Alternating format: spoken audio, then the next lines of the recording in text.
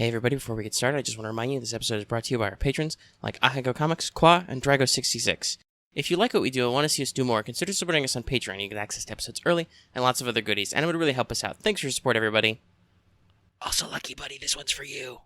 Walk like an Egyptian. Hello everyone, welcome back to Let's Talk FGO Wanted. It is time once again for more Wanted. And in fact, we are keeping on being on theme for once. I know, it's weird. We're going to have 2 in a row that are limited 5 stars. One of them's not new, but whatever, you don't care. I mean, people really don't care because the Jolter video was hugely popular, as to be expected, because Jolter. Anyway. Yeah, I'm going to leave that in. I don't mind looking like an idiot. You people find it funny when I do dumb stuff. Anyway, what I was saying was that we are here at Wanted, which is a show we do regularly to talk about 5 stars. Usually limited or story log, but we'll do permanent if it's fun or funny. Like that Tombo one. That was entertaining. So, we're going to cover 4 main areas with Wanted. We're going to talk about the servants' real-life history or folklore, their quote-unquote in-game lore, if they have any, and their involvement in other Fate media, again, if they have any. I expect that section to be pretty light today, unfortunately. And then we'll talk about their actual mechanics, what they're good for in the game, what they do, what they don't do.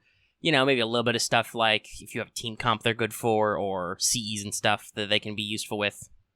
And then lastly, we'll talk about their rarity. Not their star rarity, their actual how frequently are they on rate up. Especially for limiteds and even story locks, that can be a big deal, right? Like, last time we talked about Jeanne d'Arc Alter. She's, quite frankly, a super good servant. Like, she's very well designed at what she does. And obviously, she's popular for other reasons, but, you know, campaigns-wise, she's also actually quite rare. So, we'll cover that today. And today, in case you couldn't tell from the thumbnail, and the title, and the intro, we're going to talk about Cleopatra, the SSR Assassin. So I hope you guys have fun with that. Alright. I'm going to go ahead and jump into history and lore and stuff. So, Cleopatra, better known, or at least more specifically known as Cleopatra VII. That's right. There were 6 before her. Anyway, she was widely regarded as the last pharaoh of Egypt. I say widely regarded because technically she was co-rulers with her son Caesarion, and he outlived her by a couple of days, but he was still a kid, so we call Cleopatra the last pharaoh of Egypt. She was the final member of the Ptolemaic dynasty, who arose after Alexander the Great conquered Egypt and his general Ptolemy returned. Though Cleopatra was a bit unusual for the Ptolemies, who, by the way, were all Greek, in case you're wondering, but she actually bothered to learn the Egyptian language. She was the first Ptolemaic ruler to do so, despite the fact that her native language and a lot of her history would have been Greek. Cleopatra is actually considered a quite intelligent and incisive and well-learned woman. She was a diplomat. She was a linguist. She learned lots of languages. She wrote studies on medicine and stuff. She commanded naval battles, which was very unusual for the Egyptians. In their history, the Egyptians really did not like to go out on the ocean. They had, like, river boats, but the Nile is a relatively gentle river composed to even the Mediterranean Sea. So, Cleopatra was the daughter of Ptolemy XII. She was married to her brother Ptolemy XIII as co-rulers after he died, because that's what the Egyptians had been doing for, I want to say, 3,000 years at this point. Listen, Egypt was around a long time. Their traditions lasted a long time also. Anyway, she was that for a brief period, but she got into a conflict with her brother. There was kind of a civil war thing. Caesar came to see the land and kind of settle this issue after there had been some back and forth over the years between Rome and certain other factors. And in fact, when they were co-ruling, Ptolemy XIII and Cleopatra VII had pledged support to one of Caesar's opponents. But this led to the infamous situation, which we're not 100% sure what actually happened, but you know, one of them's pretty theatrical, where she had herself smuggled secretly to meet with Caesar, and clearly they hit it off, because they had a kid, Caesarion, aka Ptolemy, I want to say 15? Yeah, Ptolemy 15, because I believe, was it her younger brother? Yeah, it was her younger brother was Ptolemy 14. Everybody in this family was named Ptolemy or Cleopatra, okay? It's nuts. Like I said, Caesarion was technically Ptolemy 15, but anyway, like I said, they hit it off. She, they had a private affair. They managed some things. They coordinated some stuff. Caesar and Cleopatra had their affair. They had a kid. Cleopatra, like I said, joint ruled with her younger brother, Ptolemy 14, but obviously she was in charge at this point. And actually, it's interesting to say this, she was in Rome, staying at Caesar's villa when Caesar was assassinated. She wanted to get him named as Caesarion named as his heir, but that didn't work. And instead went to his grandnephew Octavian, who had become the Emperor Augustus. She fled to Egypt. She got rid of Ptolemy 14 and elevated Caesarion as co-ruler. And then after that, she got involved with a new triumvirate. She started having an affair with Mark Antony. They had 3 kids together: Alexander Helios, Cleopatra Selene, and Ptolemy Philadelphia. That's not actually how it is, but broaden out your names, honey. This led to the famous thing, though, when Antony, he kind of got a little out there. He married Cleopatra. He divorced Octavian's sister, Octavia Minor. There was the final battle. And then, ultimately, he fled to Egypt. He was defeated by... Antony fled to Egypt. He was defeated by Octavian. Cleopatra committed suicide by poisoning, rather than be captured and taken to a Roman triumph. Yeah, which would have involved, parading around in chains and lots of fun stuff. This has led to the common pop cultural assumption that she committed suicide by asp, but again, that's one of those colorful details we're not sure on. We have lots of colorful details about Cleopatra because she was incredibly popular in art, both at the time and after. Quite a few statues, cameos, and coins of her from Rome and from Egypt, obviously. The subject of her story were very famous. There's actually a Shakespeare play, Antony and Cleopatra, so that's kind of a fun connection there. And even into the Renaissance and other areas, paintings were also popular. By the way, I said this to some people, but talking about Cleopatra's design, she should be really glad she's not topless, because my god, the amount of classical artwork I cannot show you on YouTube of Cleopatra because of reasons that you can tell if you look her up on Wikipedia or Google. Boy howdy, I have instead selected a tasteful statue. But damn. Yeah. That's kind of the short version. There are lots of little details and stuff about her life and the various ups and downs, the battles she fought and coordinated, but we don't need to get into all that. This has already taken up a lot of your time. Let us instead move into how she's treated in Fate. Fate really doesn't diverge from this at all. She is indeed intelligent. She's got a lot of focus on her various aspects. Her desire to be fashionable or well thought of as a character seems to be tied to the fact that she was considered such a beautiful and mysterious figure a lot of the time by history. And of course, like we said, you should know she was popular enough for a film about her. Very, very much a pop cultural icon. So that's probably why she has kind of a pop culture bent to her character design in some aspect. It makes a lot of sense for her. Fate focuses more on her relationship with Caesar, probably because he's already in the game, and their child Caesarion. Not a lot is mentioned about Alexander Helios, Cleopatra Selene, and Ptolemy Philadelphus. And no, I'm not kidding about calling that Philadelphia comparison. But yes. So, those 3 younger children are usually glossed over. I'm not going to take any shots at Fate in that regard, but yeah. They really seem to play up the true affection between Cleopatra and Caesar, which does seem certainly to have been something there since, they had a kid together and Caesar invited her as a client queen to visit his villa in Rome. His son probably had a legit shot at succeeding him, And yeah, we mostly focus on their romance. In terms of events, Cleopatra is original to FGO, and basically is only focused on during this one Halloween event. It's a bit of a shame, but she is a limited character, like we said, so, There are some interludes and stuff, and she's got an NP interlude that just recently came out, which, helps shed more on her character, but she's kind of underplayed a little. She generally joins the Pharaoh's group with Alexander, Nitocris, Ozymandias, etc. And yeah, that's really it about her involvement in Fate. I'm trying to test out the annals of my mind. Where is there any more mention of Cleopatra? Not really. No. So let's go ahead and jump into the mechanics. So, Cleopatra is a probably slightly unusual 5-star assassin. She is our second, I believe. The first is Jack. And they do very different things. Now, nobody's going to say anything bad about Jack. She's very good, all right? Both as a star generator and in her niche. But the thing is, while Jack is permanent, you also can say that technically... Oh, that's right, no. MHX is in there. I forgot her because she's also limited and super rare. So, and then there's Shuten Doji. So we do have actually a quite good AoE in the form of Shuten Doji. And I think Shuten's a little more common as far as rate ups go, but her focus is mainly in debuffs and NP usage through, well, debuffs through NP usage. Cleo is a buster AoE, as you can see. Very different from Jack and even MHX in terms of how they function. And like I was saying with Jack, her niche could arguably be done just as well by Carmilla, who is a lower rarity and thus slightly more common.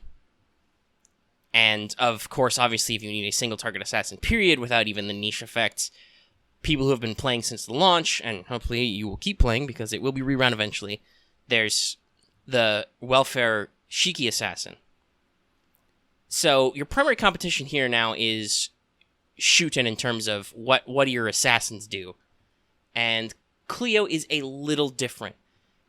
She has a few unique tricks, especially post-interlude. We'll cover that in a little bit. Oh, also I just double-checked. Yes, I'm right. Shuten is much more popular on rate-ups than Cleo is. RIP! But let's look at the combos here. So, standard star absorption for an assassin, pretty standard star generation, i.e. high. She has a pretty good NP charge number, but that's to expected with a lot of assassins who have this type of deck. She's only got two hits on her arts cards, and she's only got one. So I should say arts card. But she has 4 hits on her 2 quick cards. That means an AQQ, or even an ABQ, because she got quite a few hits on her buster cards too, and a 6-hit extra.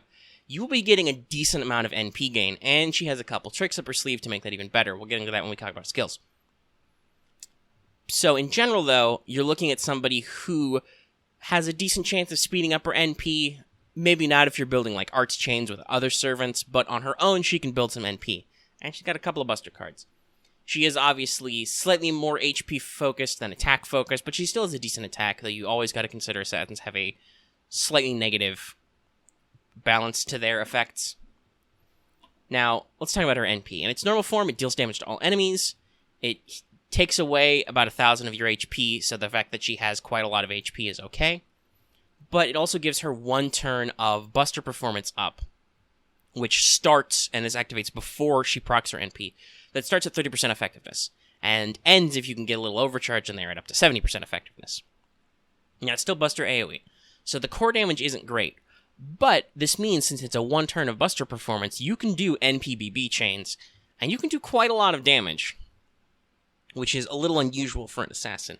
But she's got a clear strat, right? Like, you've got a clear trick to do.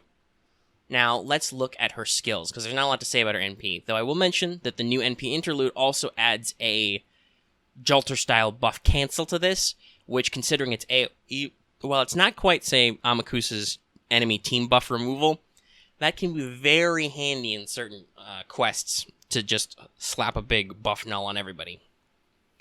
Often a very underestimated status effect. Nullify buffs 1 time. So her active skills. She's got Imperial Privilege A. So on a 5-turn cooldown, she recovers up to 3k HP, which completely eats her NP risk. Like, at level 10, that's 3 NPs at least you can fire, and then you'll get all that HP back with just a tap of the skill. And then she's got a 60% chance to do 3 turns of up to 40% attack and defense up. So if you can get this to proc, it's very good. It runs into the same problem Imperial Privilege has, because it's slightly better than a coin flip that it's going to proc. Sad, but true. If you pair her with somebody like Ozzy, so you can increase the chance of her buff success, that's a lot better. Otherwise, use it mostly for the heal, and then if you roll the dice, you can get that 40% attack up and that 40% defense up. Cleo's going to be hitting a lot harder than you expect her to. So her second skill is Golden Rule Wealth and Health. This is on a 6-turn cooldown, so it's a little bit longer, but it increases your NP gain by up to 40% for 3 turns. It gives you 10% NP charge per turn for 3 turns, and also regenerates HP every turn up to 1k for 3 turns. Once again, completely buying off that potential demerit for using her NP. and also giving her quite a lot of NP charge. Not only does it give you 30% total over 3 turns, but you're also looking at a 20 to 40% NP gain up, which, as we've already said, her NP gain's pretty high up there. This really will let her, not spam obviously because she's going to be using her buster cards a lot, but this should let you go from 0 to full pretty fast if you need to. And like I said, it'll buy off that downside. And then you've got Divine Protection of the Goddess C, her final skill. This is pretty good. It's on a 6-turn cooldown, again, so a little sad, but you get up to 20 critical stars, which is a pretty decent amount. You get 1 turn of Invincible, and you clear your debuffs. So you can see from this, Cleo's kind of an interesting. She's AoE mostly, so she's good at wave clears, but she's got the busters. You can give her crit stars, you can remove her debuffs if she's got something that's like gonna eat her offensive ability, like an attack down or a buster down. You can clear that off. You can give her Invincible for a turn, so if you're worried about like the HP loss cutting you off, and you can give yourself a shitload of critical stars. And assassins have decent star weight, not the best, but not the worst. So you can definitely turn this into some tricks. And in fact, if you pair her with Jack, who is not as efficient at clearing waves, Jack generates fuck tons of critical stars. Like, so many stars, guys. Oh my god. Compare that to Cleo, who has, like I said, a couple of buster cards in her deck, and she's not afraid to drop some hits. You can definitely do that. But most importantly, Cleo is really tanky. She has 2 HP recovery abilities. She has, one of those has a chance of a huge defense buff, and then she's got a 1-turn Invincible every 6 turns that also clears her debuffs. Very useful for endurance also. So, like I said, she doesn't necessarily stand out as the best at anything, but she is a wave clear assassin who, if you're talking about just crushing some waves of guys, she'll do it. You want to talk about maybe clearing off some ads so you can take on a single boss. You can do an NP buster chain. She will generate her NP fairly well with her second skill. She can heal herself loads and loads of damage. And you can space it out too, so that you got some longevity, and like I said, Invincible, and then a very decent crit stars on demand. Like, for a 6-turn cooldown, 20 stars, and then you remove your debuff and a return of Invincible, that's great. Her passive skills are pretty normal. She's got Presence Concealment of B, which helps solidify her star gen. She's got those 4-hit quick cards. If you're trying to NP gen, you can also probably generate some stars. And then she's got a Divinity D. It's a little low, but it will help edge her damage up slightly. You can see the whole picture here. So if you're really looking for an AoE sweeper who is definitely damage dedicated, and has an integrated skill kit, I should say, too, because Summer Hawk's got kind of a schizophrenic skill set, and also being quick focused at the moment, and like her big gimmick with her NP is the very low chance of instant death. It's not as reliable. Cleo will definitely not steer you wrong. I am definitely throwing some tickets at Cleo and hoping you get her, but that's mostly because I love Egypt. But I'm not going to say no to sweet AoE Pharaoh. And now, let's talk about how rare she is. And the answer is also quite. Like last time we talked about how Jolter's really kind of rare, right? Like she's only had a few rate ups. Cleo's in the same boat. You're looking at the upcoming Super Ghouls and Pumpkins. You're looking at the rerun in a year, and then there's what they call the Pharaoh's Great Winter Thanksgiving Festival. So who knows when that'll be, but there's a thing for that. And there's a little commemoration campaign of like some winter events that FGO did. And that's a rotating rate up between Cleo and Ozzy that also includes like Nita, Chris, and Alexander and stuff. So that's a bit of a mixed bag. Since she's limited, she's not like in any class banners or anything. We don't know when she might be coming up next. So if you think you might want her after this, definitely go ahead and throw it. Throw it in there. All right. So that basically wraps up our video. Hope you've all had fun walking like an Egyptian with me. Mechanically and historically, Cleo's very interesting, and I hope you like her, and I hope she gets more popular. I don't think the Japanese latched on as much, obviously, because, like I just said, like compared to Shuten, she's had way fewer rate ups. And also, Shuten's getting no welfare. Anyway, if you like this video, don't forget to like. Don't forget to leave any comments you have on this subject or anything like that in the comment section down below. You can also check out our Discord, that link is in the description. If you're new here and have not already, please remember to subscribe. And even if you're already subscribed, don't forget that bell for notifications so you always know when we post a video, because you never know. Thanks for your time, everybody, and I will see you whenever the next Wanted is. Pro tip, it's probably gonna be Babylonia or something. Anyway, later, bye.